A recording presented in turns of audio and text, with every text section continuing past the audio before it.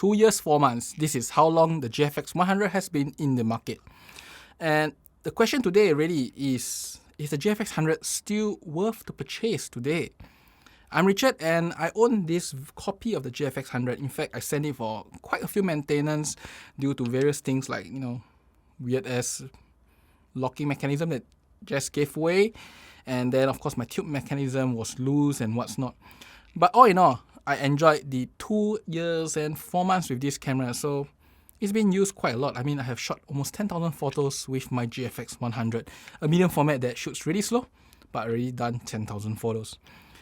And really, is it worth to buy the GFX100 today? And without even spending my whole time in this video, I will tell you, probably not. Probably not. Not in the year of 2021, end of 2021, and entering 2022. Because there are alternatives, and if you want to experience medium format today, there is the GFX100S that costs easily $3,000-4,000 cheaper. In Sing dollars especially, it costs like $4,000 cheaper. There's the GFX50S version 2, which has IBs, lose a little bit of megapixels, but you get that medium format sharpness quality, the bigger sensor, and you use the very awesome GF lens. So the GFX100 really is not something I will recommend in the year of 2021 going into 2022. And it's not only just the GFX100S and the GFX50S existence that made the change. Full frames have caught up. I mean, they may not have caught up in terms of megapixels, or they are still like 50 megapixels, but they have improved their performance greatly. The latest A1 here shoots 50 megapixels at 30 FPS. Down it to 20 FPS and you get full resolution, compressed, lossless RAW, 20 FPS with full bitrate, 14-bit. And then you have the Z9 that does the same thing too. And then you have the Canon R5, which, if you ask me, is the most value for money, high performance, high megapixel camera. The thing is, when the GFX100 was in the market, or when it first came out, choosing a high resolution, high quality camera is always at a performance loss. Even if you get the A7R3 at the time, and then followed by the A7R4, you are still stuck with 10 FPS. The autofocus, of course, on the A7R4 is better, but it's not like super good. And getting the GFX100, you know that you get the best image quality at a trade-off. But in this year, with now Nikon launching their Z9, with the R5, the A1, and maybe in the future the R1, things have changed a lot. High megapixel, high performance cameras are now readily available. They have very good dynamic range, losing to the GFX100 by maybe half to a stop. And not only that, the newer lenses are fantastic. I mean, even this Sigma 85 1.4, which I reviewed last time, very good chromatic aberration control. Not the nicest bokeh, but overall, sharp, cheap and affordable lens, really good. Then we have all the massive RF lenses that are high performance.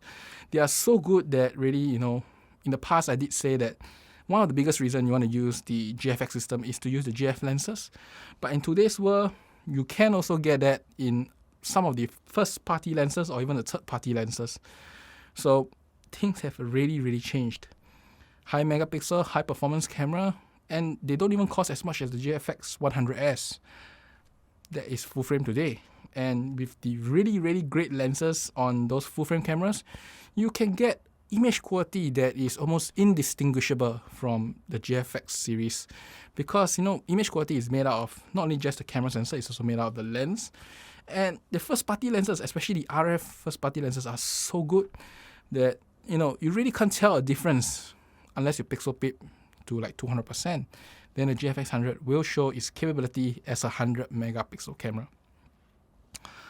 So in the year of 2021 going to 2022, I would definitely say that the GFX100 is not something I will recommend, unless a few cases. Firstly, you already own it. If you already own it and you are wondering whether should you sell it to buy some other high resolution camera, it still goes down to whether do you need the performance. If you don't need the performance, I don't think it's worth to sell the GFX100 because you are going to sell at a loss compared to the GFX100S.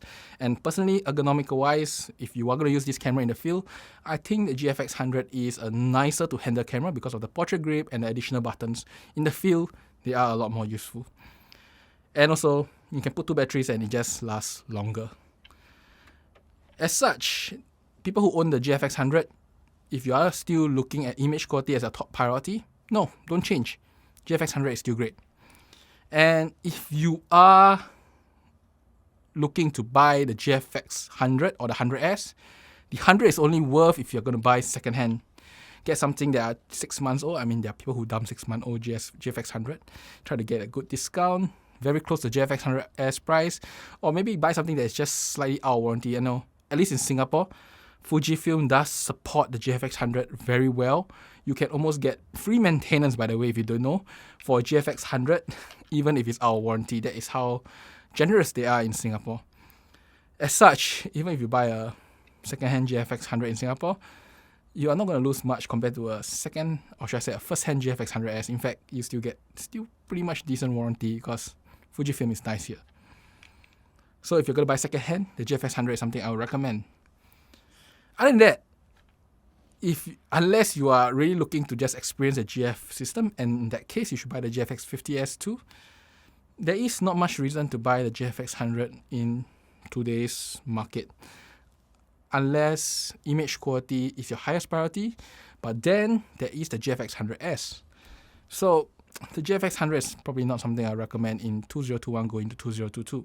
The GFX100S is probably what I would recommend unless you really need the ergonomics, and in that case, you should buy second-hand. Or maybe get it at a great discount, maybe $11,000 Sing dollars or something. Now, what would I recommend if you want a high-resolution camera today? Firstly, if you don't need autofocus and you want high resolution, I will recommend you the GFX50S version 2.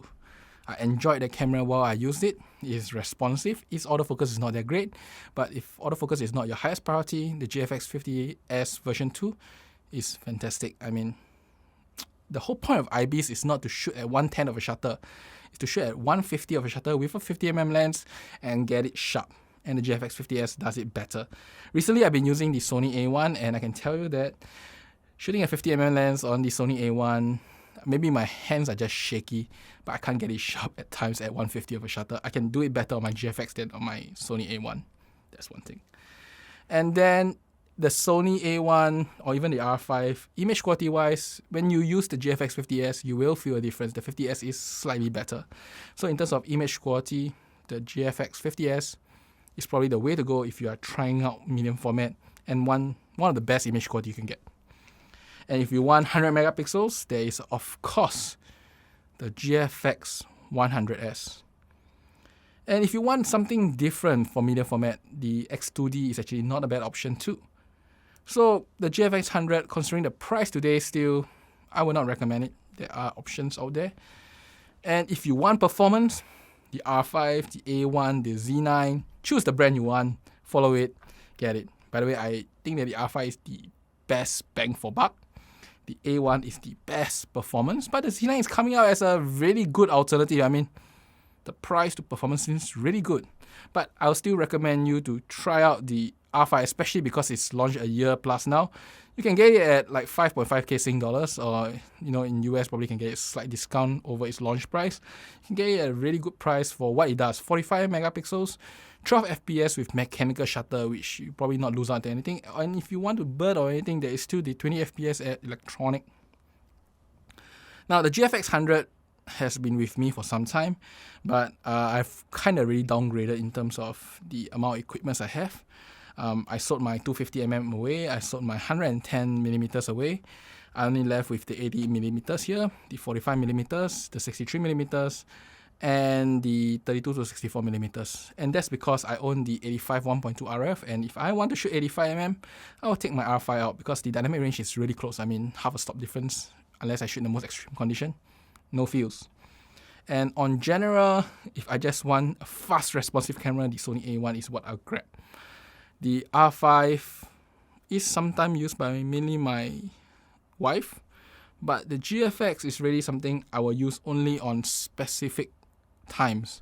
such as when I do studio shoots, when I do shoots which I know it's not going to move a lot but has high dynamic range, or when I go to the beach, maybe I will still take out my GFX100 because great dynamic range there. But if not, the GFX100 is something I don't touch as much now. As such, I reduce the amount of lenses I own for it. But that being said, most of the systems here, I only own a few lenses. Like the Sony system here, I only own like the 20, the 35, and the 85. While the Canon here, I only left with the 85, 28 to 70, 35. I pretty much do not own that many lenses per system here, and partially because I'm doing this review channel, so I need a variety of cameras. Now that Nikon is actually rising, I should actually consider buying the next generation of a Z7 III or something, which have improved autofocus, hopefully. I'll actually consider that to actually just complete my review setup here. Because I did notice that 20 megapixels is not good for reviews. You need like 100 or 50 or something like that. Okay, but all in all, the GFX100, still a great camera. If you own it, don't sell it. If you don't own it, don't try to get it. If you want to get it secondhand. Get it at a great discount if possible. Don't buy it like brand new price because it's not worth. But if you really just want 100 megapixels, the GFX100S. If you just want medium format but don't want to pay so much money, GFX50S. And if you want a nice balance, that is the R5. You know, there are so many options today. Definitely GFX100 is not something I can recommend in today's world. But, you know, alternatives are there. And if you want advice, tell me your purpose below. Remember my last review. What do you want to do? What do you prefer? What is your purpose? I can try to help you out, lead you the way. But ultimately, which gear you choose is your choice. I'm just here to share you my thoughts and opinions. That's about it for today. I hope you enjoyed this, and I will see you next time. Bye-bye.